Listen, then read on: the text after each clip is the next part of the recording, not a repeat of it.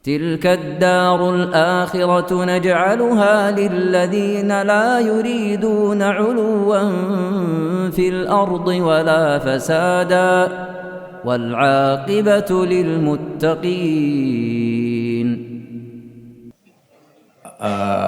Ada ini Pak, hal-hal yang sebenarnya lumrah di masyarakat. Padahal kalau saya perhatikan di ayat surah Muhammad ayat 22-23 itu masalah memutuskan kekeluargaan atau silaturahim.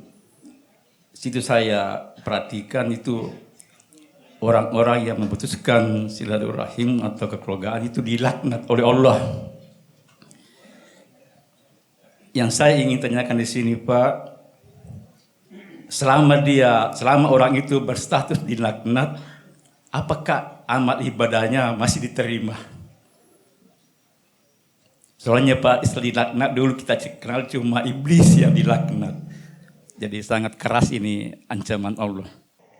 Kalau ayat yang disebutkan tadi di surah Muhammad itu, fahal asaitum in tawallaitum an tufsidu fil ardi wa tuqatti'u arhamakum ulaika alladziina taba'allahu ala qulubihim fa asammahum wa ama absarahum.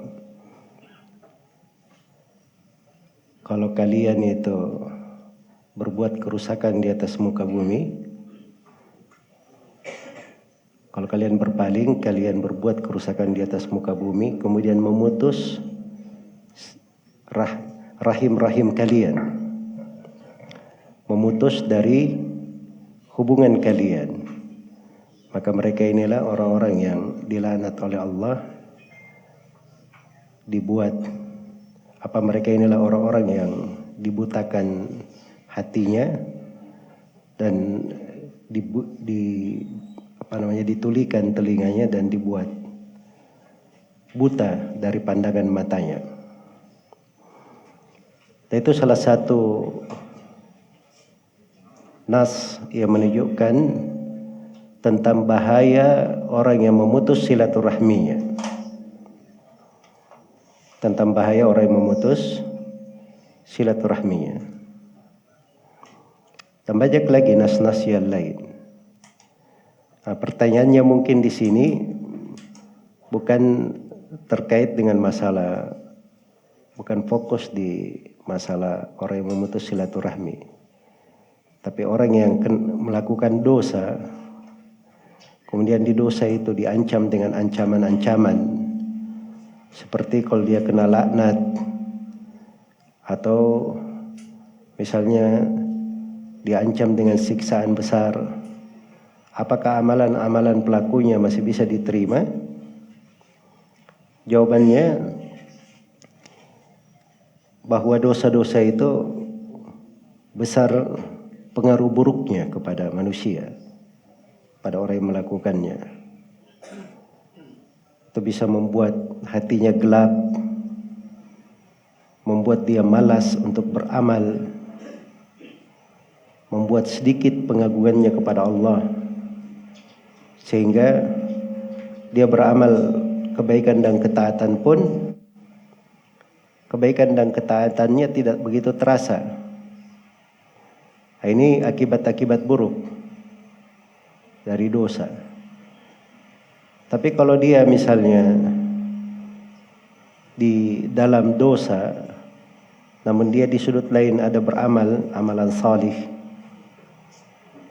yang amalan salih tersebut tidak disebutkan ancaman khusus terkait dengan solatnya tidak diterima, maka amalannya diterima. Pada dasarnya diterima, sebab amalan itu diterima dengan 3 syarat. Syarat yang pertama dia bertauhid, syarat yang kedua dia ikhlas dalam amalannya, dan syarat yang ketiga dia sesuai dengan tuntunan Nabi SAW. Tapi kalau misalnya dosanya kayak mendatangi dukun, iya, Nabi SAW pernah berkata, man ata arrafan fasa'alahu lam tuqbal lahu salatun arba'ina layla. Siapa yang mendatangi dukun lalu dia tanya, ini sekedar bertanya saja, dia sekedar bertanya, tidak dia benarkan ucapannya, cuma bertanya, maka tidak diterima solatnya 40 malam. Jadi itu mungkin berpengaruh pada ibadahnya yang lain karena ada nas khusus di situ. Jelas ya? Semisal dengannya kalau ada budak di masa dahulu ya, budak lari dari tuannya, itu tidak diterima sholatnya 40 malam sampai dia kembali ke tuannya. Ya. Itu ada nas-nas khusus pada dosa-dosa tertentu. Tapi kalau tidak ada nas khusus, maka pada dasarnya amalan itu diterima dengan 3 syarat yang saya sebutkan tadi.